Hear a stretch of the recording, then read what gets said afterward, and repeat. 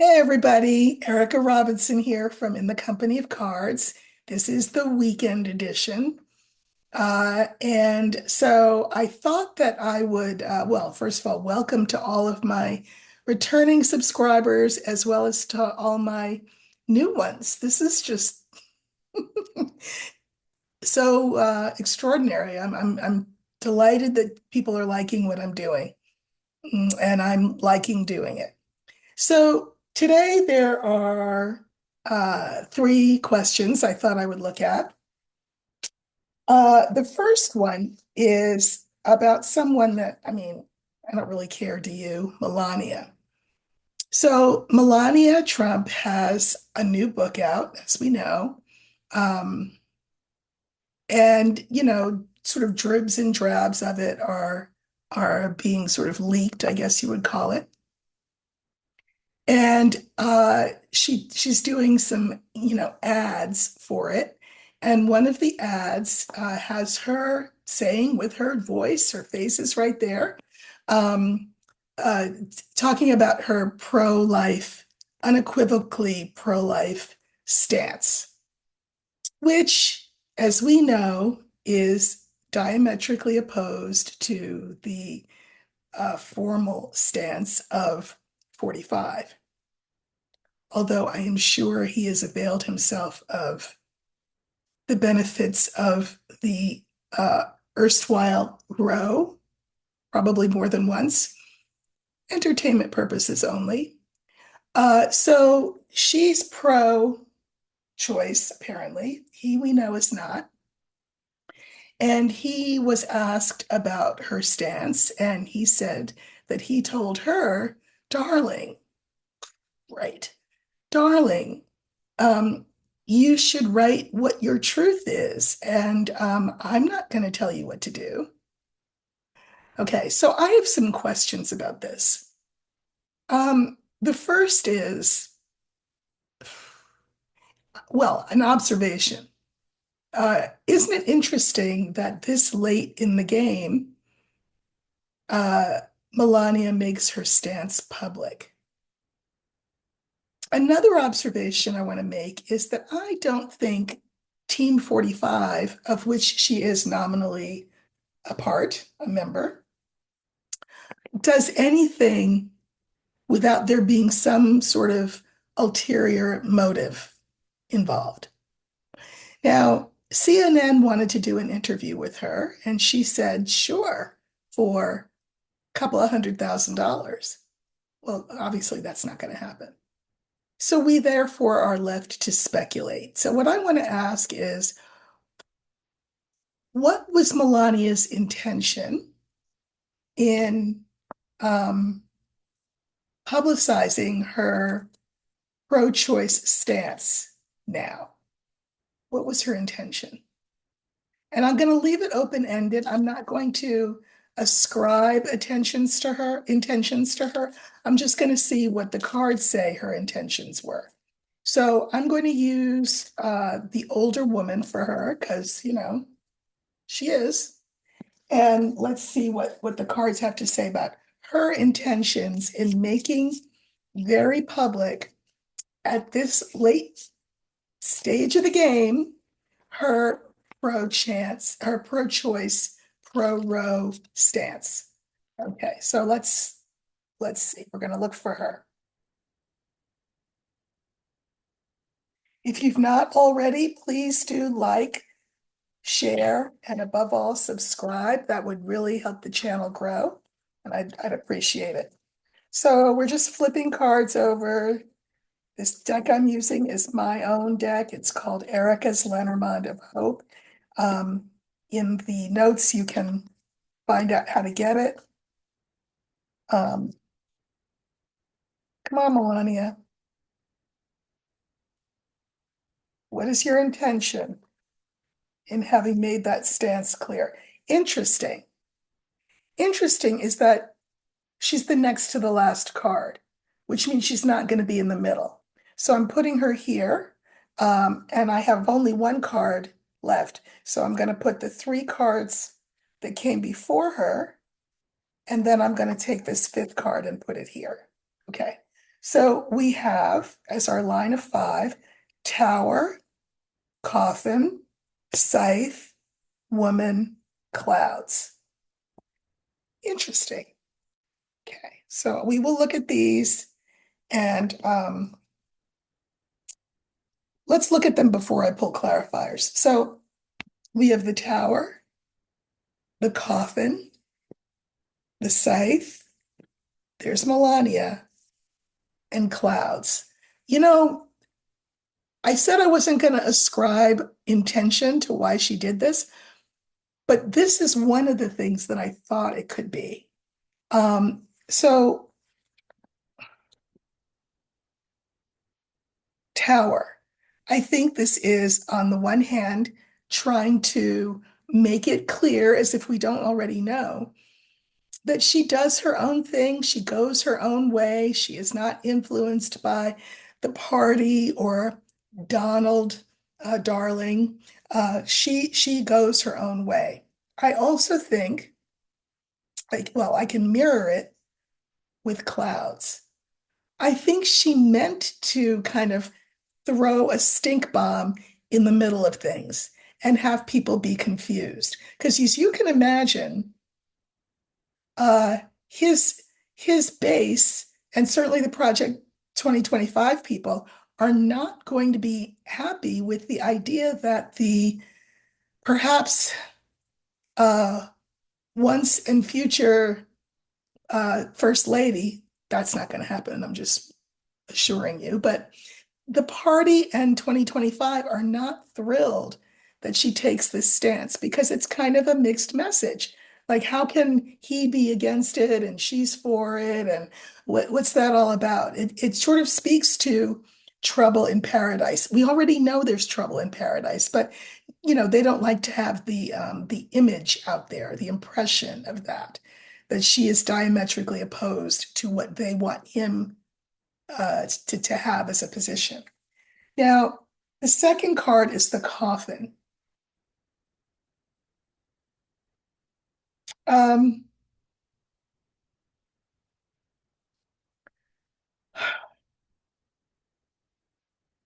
you know, I don't think she's very happy with how things are going. To the point where I would even say she's depressed. Listen, she doesn't want to be in that White House any more than we want her in that White House. I'm just saying. I think she's depressed, and I can mirror this card with her. So these two cards mirror. I just think she's depressed. And I think she wanted to hurt him. That's what I think. Now I will tell you what the other possibility was, but apparently it's not the case. The other possibility was that it was a kind of like a good cop, bad cop strategy, right? That he says that he's against Roe, or he's anti-choice. She would say that she's pro-choice, and it would cover all the bases, right? So you get both sides, and that would be a reason to vote for him. I've heard that theory, but it sounded kind of dumb. Not that dumb theories are not part of how they operate, but it didn't really make sense to me. I think it's very clean and clear. She's feeling depressed at the prospect of having to go back into the White House.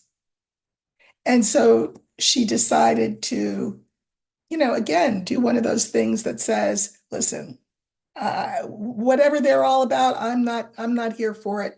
I'm doing my own thing. I'm my own person.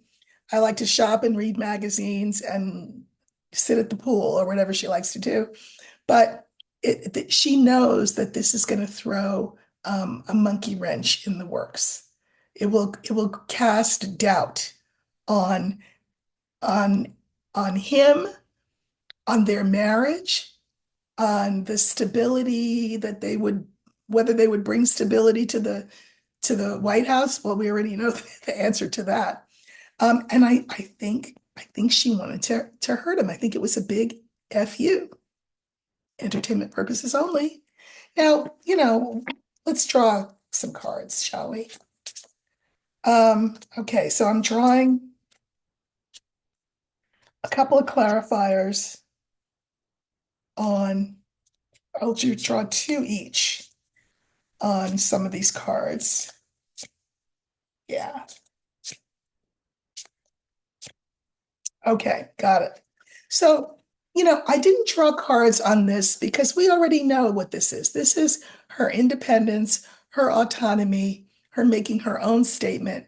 And what could he say but what he said, which is, darling, I'm not going to tell you what to do. Okay, anyway. I drew a couple of clarifiers on the coffin. I do think she's depressed.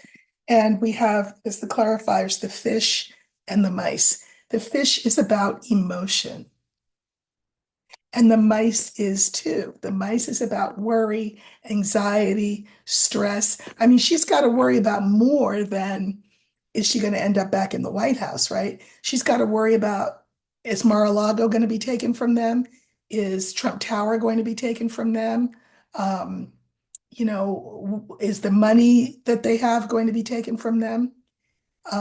She's got a lot of worries on her mind, and that's making her depressed. So that's a confirmatory of that diagnosis, entertainment purposes only. So because she feels some type of way about him and she's really annoyed, she decided to hurt him. And I drew two clarifiers. We have the sun and we have the stars. I like this. I mean, I think it's very clear. So here is the wound, the wounding instrument. And she did it in a very public way around the release of her book, so that it would hit the airwaves. This is like social media, the internet, and all of that. She wants it very clear that this was a wounding thing for him. Okay. I mean, when's the last time you saw a first lady come out in direct opposition to a policy of her president husband? It's just not the done thing. All right, then we have Melania herself, and I drew two clarifiers on that, and this again confirms my theory. We have the cross and we have the anchor. The cross is a card of pain. She's really going through it. First of all, Barron's out of diapers and, you know, into frat life or whatever he's doing at NYU. So she doesn't have the thing. Well, he was her world, right? Her activity involved taking care of Barron. So, I think she's left at loose ends, and I think she's really suffering. People are making fun of her incontinent husband, entertainment purposes only. And I think she's really suffering and stuck, stuck, stuck, stuck. Now, why is she stuck? Well, there may be prenuptial agreement things that are making her stuck. But, even in her stuckness, she can still take that scythe and go, "Eh, eh, eh, eh." That's what she did by coming out with that statement about being pro-choice. Okay. And then I have clouds. And remember, I said that, part of the throwing the smoke bomb out there is to have people wonder, like, wait, what's going on with the two of them? Like, why would she do that? What's up with that? And it's because, remember, she gets a lot of pleasure out of being an enigma. And the book is about things we don't know, things that are hidden. So this is just one more way for her to say, for the people to say, wait, who is she? What does she think? What a feminist stance that is. What a feminist statement that is. We didn't know she was that kind of woman. What does that mean? She likes to keep people guessing. And the writer, that's the message that she wanted to convey. That's the message she wanted to convey. Um, I can take this very last card, which is the rider, the message that she wanted to convey, and I can mirror it with the first card. The message that she wanted to convey is, don't let me in there with everybody. I am my own person. I have my own opinions, and I don't care who thinks what about what I say. I'm going to do me. And it comes from a place of, again, depression, hurt, anger, frustration. That's why she came out with that stance. I'm not saying, by the way, that I don't think it's her stance. I'm sure it is her stance. I think that she made it so public. I mean, it was a long statement that she made because to hurt him. That's what I think. Okay, enough about her for today, anyway. Um, Another question, the second one I'd like to look at is just this will be quick. This question is about the Florida senatorial race. I know, wait, governor, gubernatorial race. So we've got a governor, Rick Scott, right? Yeah. Uh, Running against, what's her name? Debbie, Mercarsell Powell. No, senator. It's a Senate race. Senate race. Yeah, so it's like the governors. That's not that interesting. Well, I mean, it's interesting, but that's not what I want to look at the Senate race between Rick Scott and Debbie Mercosel, or whatever her name is, Powell. Because I think I've said this before, I think Florida is a state that could be in play for the presidential election. But I also think in terms of winning, keeping the Senate, uh, we could have a chance in getting Florida. So I think I'm just going to pull three cards for each of them. So who will win the Senate race in Florida? Will it be Rick Scott or will it be Debbie Powell? Okay, so I'm going to pull three cards for each. So we'll do Rick Scott will be these three, and then Debbie Powell will be these three.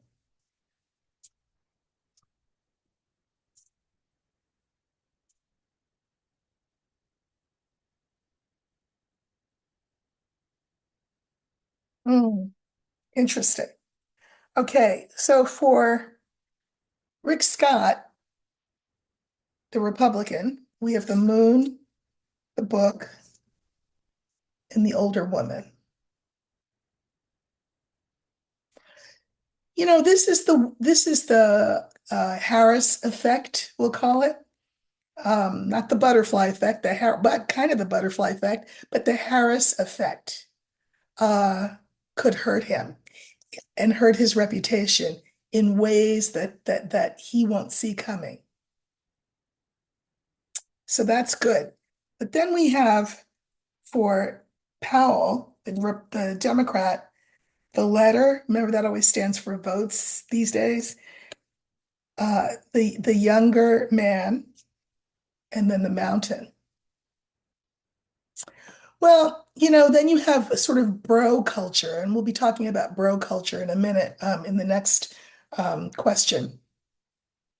I'm going to say this is too close to call still.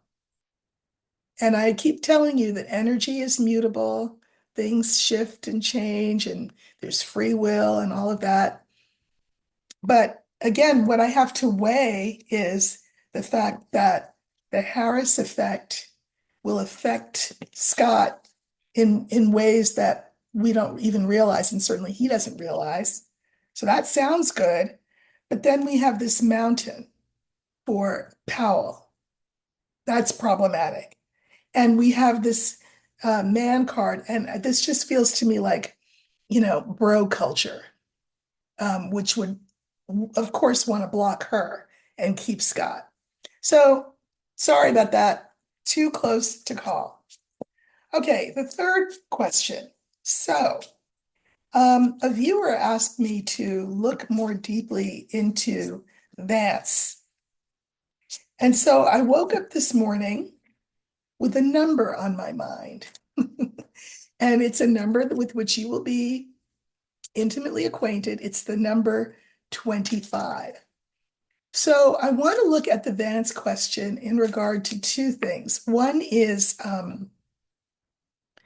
Project 2025, of which he is one of the architects, Vance. And I want to look to see whether the plan is not that this will happen or come to fruition, because I've said it before, I'll say it again. Somebody said to me, one of my viewers, can you read on the election and who's going to win? Pretty sure if you go through my videos, I reference that in just about every one of them. In my considered opinion, Kamala Harris will be the next president of the United States.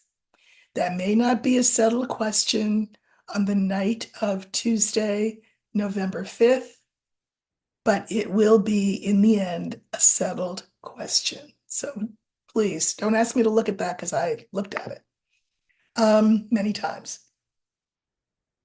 But what I want to look at is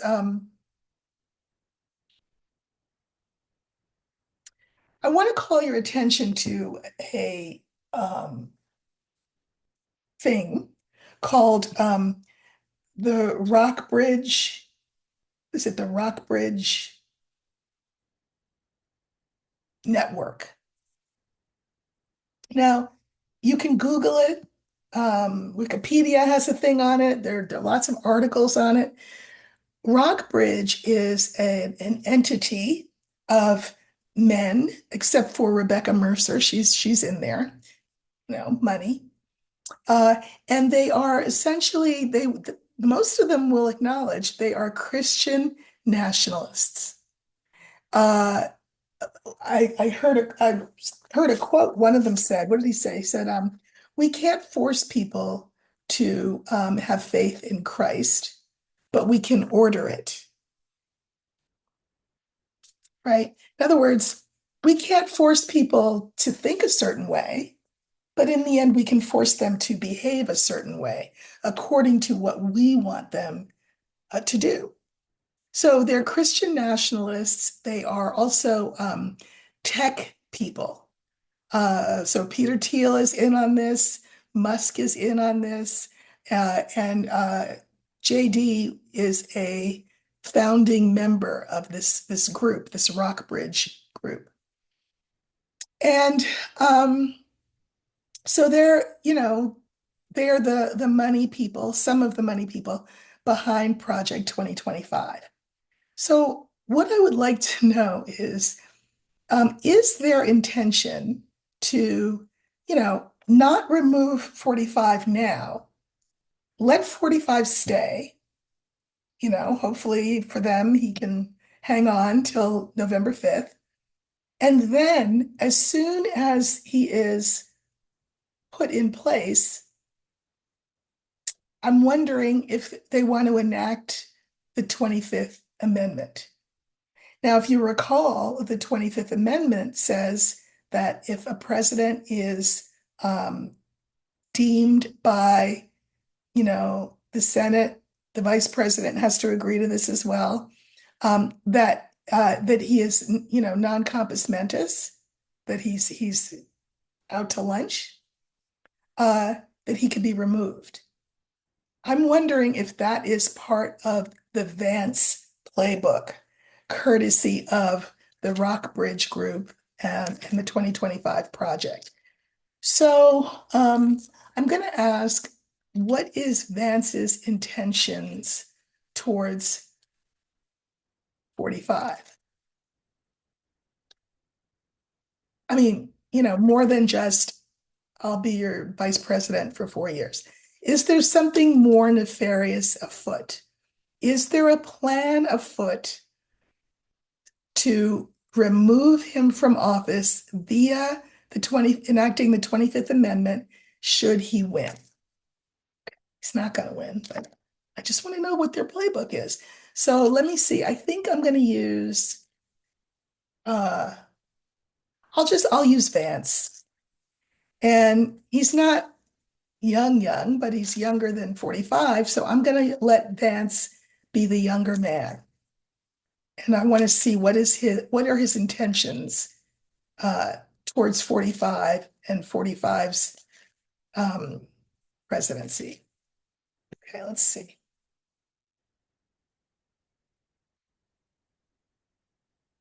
I encourage you to read up on Rockbridge because it's pretty disturbing. So we're looking for the young man, and that will be Vance.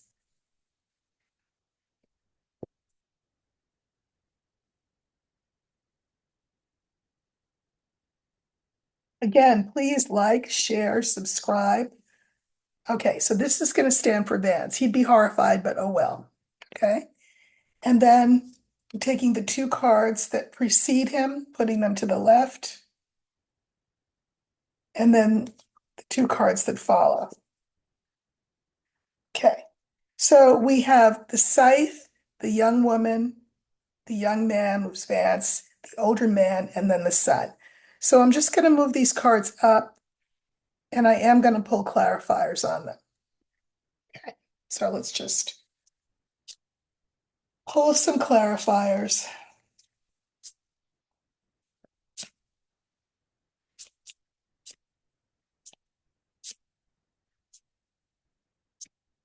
And I'm pulling clarifiers on all of them.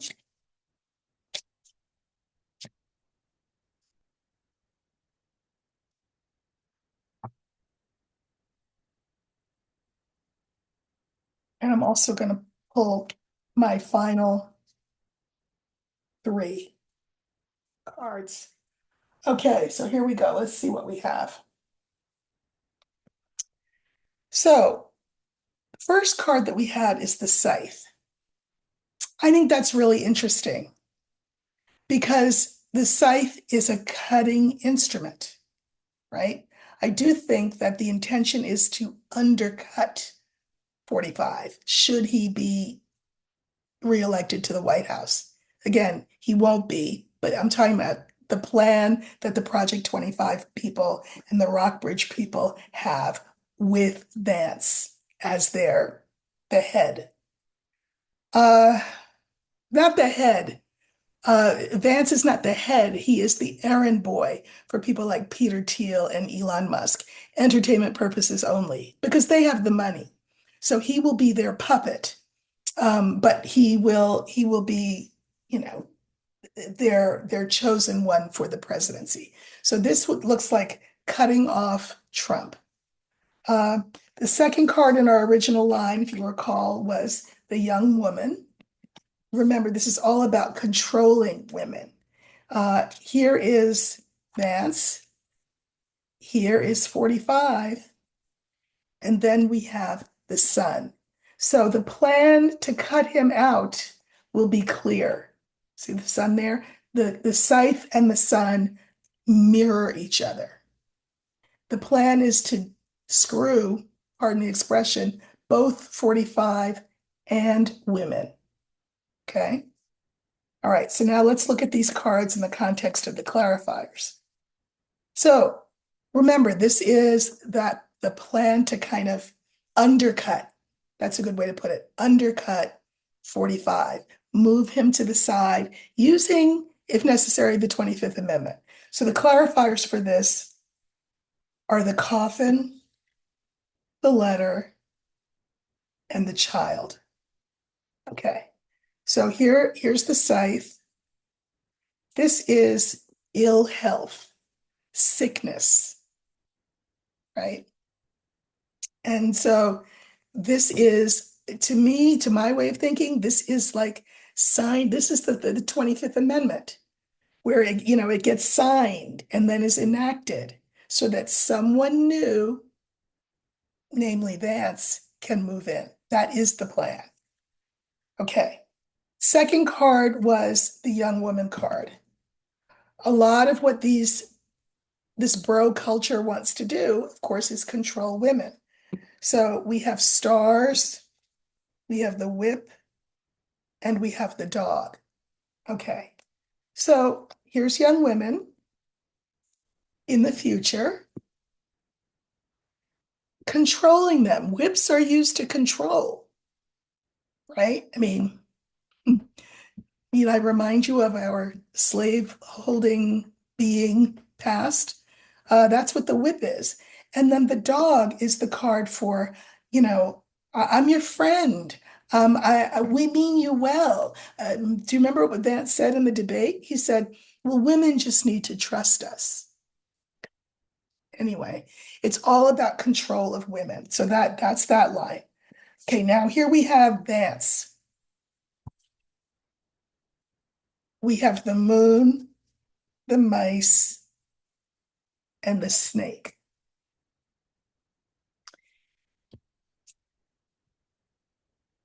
He wants to cultivate one impression of himself. This is the card for reputation. But really, he brings disease, filth to the body politic. He nibbles away at the body politic. He nibbles away at democracy. He wants to erode democracy. He is, entertainment purposes only, YouTube, a snake. And when I look at what I can mirror him with the snake card. He's a snake. Okay. Next card is 45. The clarifiers are the bear, the rider, and the clouds. Okay. What they will do with 45 is overpower him, which is what a bear can do. Overpower him by making it known, the rider's about news coming in, that his mind is gone. His mind is addled. His mind is too confused for him to stay in the presidency. Here's 45. This is the card that it mirrors with, clouds. So their intention is to make the case and sign the paperwork for the 25th Amendment to get him out of office. Final card in our original line is the sun. Remember that I told you the sun's a great card, but it's also like a searchlight. It shines light on stuff. But it's followed by the book, the garden, and the anchor. The object of the game for the, what's it called? Rockbridge people, the Project 2025 people, Vance, etc., is to not let this out of the bag. You know, this would be everybody knowing what their plan is, but this is its opposite, keeping it hidden. Remember, the book hides things. So they will not make this plan public to the people. And they will do everything they can to keep the people in line, to keep the people anchored to them, to get them on side. You know, gee, you know, we know you love Trump and we love Trump too. And, you know, we're going to make sure he's taken care of. And all those things he said he was going to do for you, well, we're going to do those things for you, etc. But meanwhile, when it comes to 45 himself, they are going to cut him loose. They're going to cut him loose from his anchor to the party and to power. That is the plan. Now, I pull a final 3 cards, just, you know, is there anything else that I can say about this? We have the crossroads, we have birds, and we have positive change. This is from their perspective, that they're going to go this circuitous route, right? And the circuitous route is they're going to look like they're all on board for 45, because that's what 45 people want them to think. But really, they have this backdoor plan, right? This alternative plan. There are all kinds of meetings about this. And in a lot of ways, they're kind of happy that 45 is decompensating as quickly and as clearly as he is, because it will be that much easier, they think, to make the case to the public for why the 25th Amendment should be invoked. Now, again, none of this is going to happen because Harris is going to win. I'm just saying this is the plan. This is the plot. This is their intention. should 45 win, he will be quickly whisked off the stage and straitjacketed and 25th Amendmented. So that's what I think. Well, whew, that was a lot for a weekend. I hope you all have a wonderful rest of your weekend. I'm loving doing these. I please share it with your friends and family, and let's watch the number go up. It's fun. And please do leave questions for me. I will say two things. One, don't ask me to read on who's going to win the election. Harris is going to win the election. Someone also asked me if I would read on the stock market. No, I will not. Because, I think that's a question for your financial advisor. Yeah, I'm not going to read on the stock market. But, you know, barring those two questions, and I will, of course, continue to look at the election as we go along, but in terms of the outcome, I haven't changed from day one my opinion that Harris will win.